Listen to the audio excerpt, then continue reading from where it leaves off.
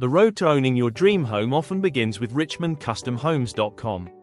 Is it cheaper to build a home or buy one in 2026? The answer depends on several factors. Building a home gives you full customization, but it often comes with higher upfront costs, including land, materials, and labor. Construction timelines can also lead to unexpected expenses and delays.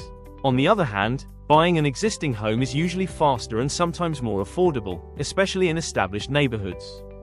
However, older homes may require repairs or renovations, adding to long-term costs. In many markets, buying can be cheaper upfront, while building may offer better long-term value if done strategically. The best choice depends on your budget, timeline, and how important customization is to you. For more info, Dwayne Buziak, Mortgage Maestro, NMLS 1110647 804-212-8663. Dwayne at coast2coastmall.com and visit richmondcustomhomes.com.